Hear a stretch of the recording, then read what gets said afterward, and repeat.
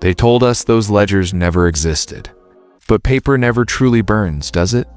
In 1962, during a courthouse renovation in Wilkinson County, Mississippi, a janitor pried open an old iron trunk sealed behind a false wall.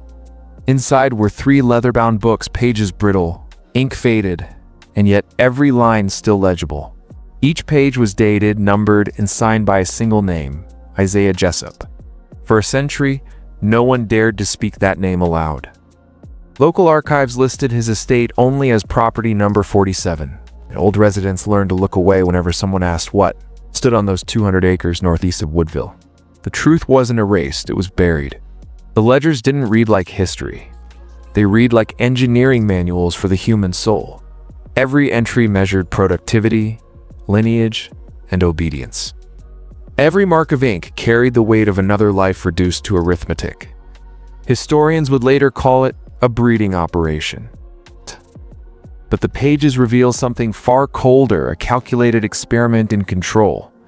When I first read those copies, now locked away in a state archive, what struck me wasn't just the cruelty. It was the precision. The tone of a man who believed he'd mastered the code of domination, as if morality itself could be audited and filed. That's why those ledgers mattered. They showed how evil doesn't begin with violence. It begins with spreadsheets. The courthouse officials who found them sealed the books again, this time under restricted access. No photos, no public record, just a whisper that the discovery contained sensitive material. But secrecy has a strange gravity. The more you try to bury something, the deeper it pulls.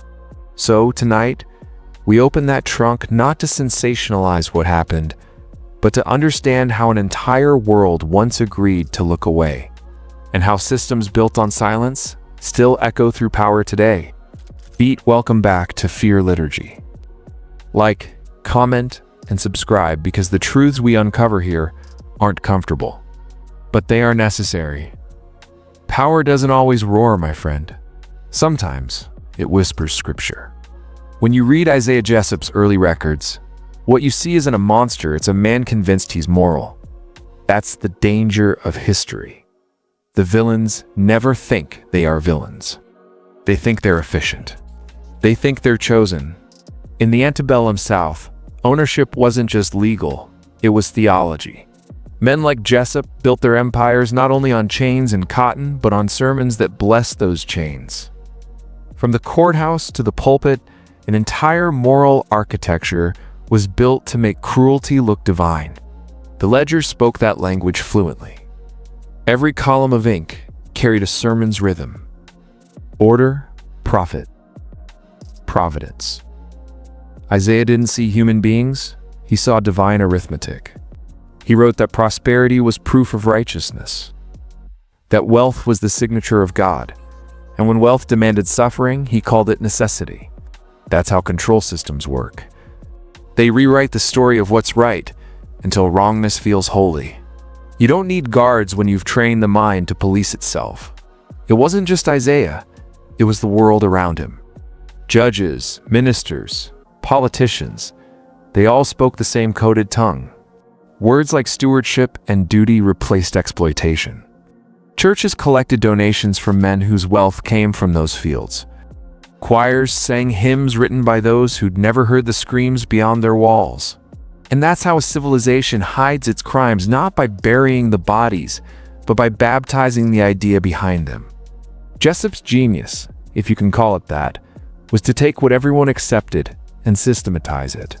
He didn't invent the cruelty, he perfected its paperwork. That's why the ledgers are more terrifying than any weapon. Because they prove a truth no one wants to face. When belief and profit align, conscience dies quietly. Pause. We haven't escaped that pattern. It only changed uniforms. Today's systems of control don't use whips, they use contracts, data, and fear of being left behind. The plantation may have burned, but the doctrine of ownership still thrives. In boardrooms, in algorithms, in every place where humanity is reduced to a number, they say evil triumphs when good men do nothing. But most men don't do nothing, they obey. Every tyranny begins with a simple transaction: silence in exchange for safety. That's how it worked on the Jessup plantation. and that's how it still works in every age that prizes comfort over conscience. The townspeople of Woodville weren't blind. They were afraid. Afraid to lose business, reputation, or favor. Afraid of being the first to speak when everyone else was quiet. Isaiah understood this fear better than anyone. He turned it into policy. He donated to the local church, paid his taxes on time, attended every social event. Outwardly, he was the portrait of civility. Privately, he ruled through an unspoken law: ask nothing, and you'll stay safe. That single idea shackled more minds than any chain ever could. This is the anatomy of compliance. First, you convince people that questioning authority is dangerous. Then you convince them it's pointless. Finally, you convince them it's wrong. Once those three ideas take root, you can make ordinary men defend extraordinary cruelty. You can make neighbors police each other's thoughts. You can make a generation believe that obedience is virtue and silence is wisdom. Historians call it social order. Psychologists call it conditioning. But in truth, it's just fear wearing the mask of morality, and it never really ends. You see it today how people protect their comfort zones like sacred ground. How institutions, governments, even corporations manipulate that primal need to belong. The plantation became the prototype. Reward the loyal, isolate the dissenters, and make the system look too large to fight. Isaiah didn't invent compliance. He cultivated it like a crop. He fed it sermons, respectability, and the illusion of choice. By the time anyone realized what they had accepted, it was already part of who they were. Remember this: the strongest chains are forged in the mind. And once you learn to love them, you'll call it peace. Truth rarely hides in shadows. It hides in plain sight behind ledgers, laws, and polite conversation. When the Jessup plantation reached its peak, the entire county had already built its own kind of fortress, not of stone, but of explanation. Denial is not absence of knowledge, it's management of it. Every man in Woodville knew pieces of the truth, and each chose a different tool to keep it buried. The minister quoted scripture about duty. The merchant spoke of commerce. The judge invoked property rights. Each phrase another brick in a wall, meant to keep conscience out. That's how collective corruption operates. It distributes guilt so finely that no one feels heavy with it. You don't need to erase history when you can dilute it. Every handshake, every Sunday greeting, every silence became part of the architecture. And it worked. When people visited the plantation, they saw order, clean fields, disciplined workers, the fragrance of magnolia drifting through warm evening air. They didn't smell the fear beneath it because they'd trained their senses not to. Denial is anesthetic.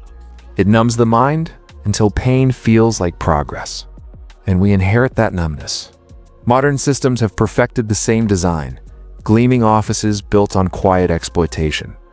Markets rising on unseen suffering, entertainment, feeding distractions so no one looks too closely. The walls are digital now, but the pattern is the same. Make the lie convenient, and people will decorate it themselves. Jessup understood the power of normalization. He didn't need secrecy. He needed spectators who preferred beauty to truth. That's the final stage of control, when people stop asking if something is wrong and start debating how efficiently it can be done. Denial is architecture, yes, but it's also comfort. And comfort, when defended long enough, becomes complicity. Power survives because it can translate morality into mathematics. The ledgers that once tracked lives in Wilkinson County were only the prototype for a larger equation: how to turn human worth into numbers that balance neatly at the bottom of a page. Jessup's world ran on that arithmetic. Every soul had a projected value. Every birth and death could be audited. But here's the deeper truth. Once society learns to measure humanity in profit, it never truly unlearns it. Look closely at any empire, ancient or modern, and you'll see the same formula repeated. First, convince people that prosperity equals goodness. Then make them compete for approval that can only be earned through production. When money becomes proof of virtue, injustice becomes self-financing. That was the theology of the plantation economy. Cotton was only the visible crop. Obedience was the hidden one. To keep obedience growing, Jessup and men like him built reward systems that made participation feel smart, even honorable. Merchants prospered by supplying him, churches thrived on his donations, politicians advanced through his influence. No one had to swing a whip. They only had to balance their books. The chilling part isn't how rare this mindset was, it's how familiar it still feels. Today, the same logic flows through digital networks and stock indexes. Workers trade time for survival. Leaders trade integrity for quarterly growth. And the algorithm counts the clicks the way Jessup once counted bales. The medium changed. The morality didn't. Every advertisement promising success through consumption, every slogan equating wealth with worth, is an echo of that plantation arithmetic. And here's where the descent deepens. When you begin to see the pattern, you also see your reflection inside it. We inherit the obedience we reward. We become the systems we refuse to question. Pause. So tell me how much of your freedom has already been sold, and for what currency? Control lasts only as long as people believe it's destiny. Every empire understands this, and Jessup's world was no different. The plantations ran on faith as much as on labor. Faith that hierarchy was natural. Faith that wealth proved blessing. Faith that obedience pleased heaven. Once an idea wears the clothes of eternity, you can't argue with it. You can only live inside it. Jessup didn't invent those beliefs. He refined them. He collected sermons, quoted philosophers, built a library where each book confirmed the order he needed to exist. If someone questioned him, he had a scripture, a statistic, or a scholar ready to answer. That's the genius of belief systems. They supply armor for the conscience. Over time, the stories replaced reality. Children grew up hearing that their town's prosperity was proof of divine favor. Ministers preached that questioning authority was rebellion against creation itself. By adulthood, no one needed to enforce the lie. It had become self-sustaining. And here's the unsettling truth. Belief doesn't care whether it's true, it only cares whether it works. If a story keeps order, the system will protect it, polish it, and pass it on as tradition. We see it now in different forms. Motivational slogans that promise purpose through productivity. National myths that hide the cost of comfort. Ideologies that call themselves freedom while demanding conformity. Modern propaganda doesn't burn books. It floods you with stories until you stop noticing which ones are false. Jessup understood that domination begins with narrative control. He wrote history before it happened. He made language serve him. And when language obeys power, people soon follow. So whenever you hear a phrase that feels sacred, ask who benefits if you never question it. Belief, after all, is the oldest machine of control and still the most efficient. When the Jessup estate finally dissolved after the war, its ledgers disappeared from public view. The buildings rotted, the fields turned wild, and new generations were told there was nothing worth remembering. But silence isn't absence, it's storage. Everything unspoken finds another place to live, in gestures, in habits, in the stories families don't finish telling. The towns around Woodville rebuilt themselves over that silence the way new trees root through ash. The children of those who profited learned never to ask too much about their ancestors. The children of those who suffered learned that survival often means forgetting. Both inherit the same unfinished conversation, the same uneasy gap between pride and pain. That's how collective memory fractures. One side calls it heritage, the other calls it history, and both are missing pieces. The result is a society fluent in nostalgia, but illiterate in accountability. You can see the pattern anywhere: nations that glorify their golden ages, but whisper through their darker ones. Corporations that celebrate innovation while ignoring who pays the hidden price. Families that frame portraits but hide diaries. Silence becomes inheritance. Denial becomes tradition. Yet the truth doesn't vanish. It seeps. It resurfaces in patterns of fear, in the design of neighborhoods, in the subtle ways people measure trust and power. Generational silence doesn't protect anyone. It only delays the reckoning. Jessup's ledgers were never destroyed. They were locked away under restricted access. That phrase still defines how much of the past we're willing to face. Beat history isn't what happened, it's what we're brave enough to remember. Time changes the tools, not the intent. The plantation is gone, but its blueprint survived in spreadsheets and metrics. In the quiet hum of machines that still count people by output, walk through any glass office tower and you'll feel a familiar geometry: rows, quotas, overseers with different titles. The language has evolved now, it's performance, optimization, growth. But listen closely and you'll hear the same pulse that once drove the ledgers of Isaiah Jessup. Today, control is clean. It arrives in updates, in policy memos, in the illusion of choice between nearly identical options. The whip became the deadline. The overseer became the algorithm. And obedience now hides behind professionalism. We tell ourselves we're free because the walls are invisible, because we choose the work, because the chains look like Wi-Fi. But freedom measured only by comfort is another kind of captivity. Look at the devices we cradle, the contracts we sign without reading, the systems we feed with every click. They promise connection, convenience, even identity, just as Jessup's world promised order, prosperity, salvation. The technology changed. The transaction didn't, and just as before, denial remains the lubricant.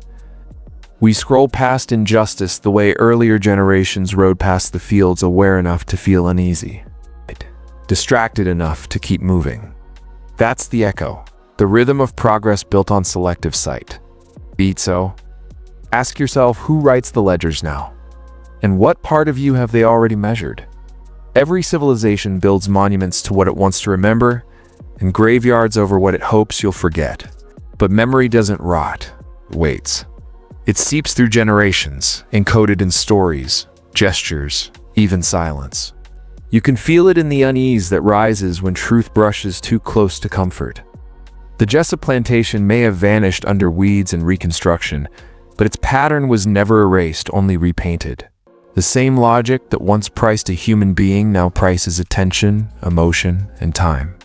It's the same trade, the same arithmetic of dominance. And if we refuse to see that connection, we become the next link in its chain. History, when it's honest, isn't about guilt.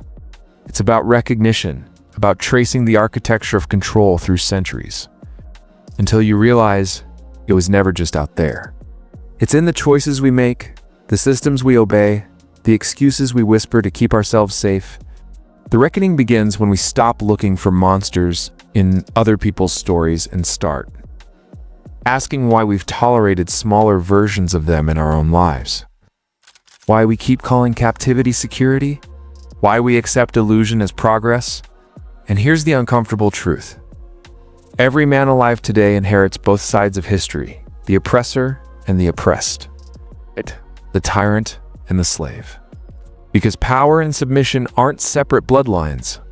They're conditions that exist inside every human being. The moment you face thaw, when you stop lying to yourself about your own complicity, your own blinds, that's when the chains start to loosen. That's when remembrance becomes rebellion. Pause, lower tone if you've listened this far. It means you've already begun to remember what the world worked so hard to make you forget. You've crossed the line between audience and witness. And witnesses are dangerous because they see. The story you've heard tonight isn't just about the Jessup family. It's about every system that ever learned how to feed on obedience. Every generation that believed it was too civilized, too modern, too clever to repeat the past until it did. Because control doesn't announce itself with chains anymore, it whispers. It flatters. It teaches you to love the very thing that drains your strength. And when the cage looks like comfort, when the plantation feels like progress, the master no longer needs to lift a hand.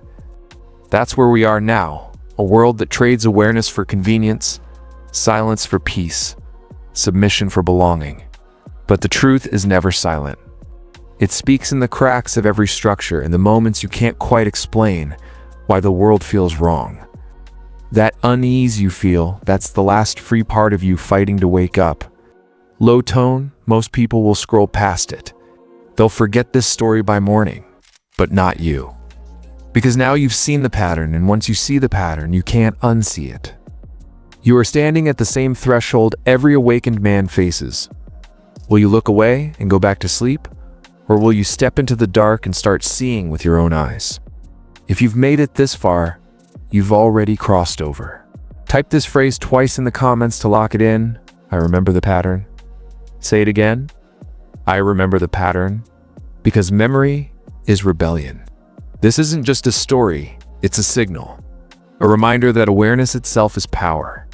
And that power begins when you stop believing their version of reality and start building your own. Beat rising tone, the world still runs on hidden plantations, not of cotton, but of thought. And the few who wake you pee. They're the ones who learn to burn them down. So if you're ready to keep descending, to see what else they buried, subscribe to Fear Liturgy and stay close. Because the next story isn't just darker, it's closer.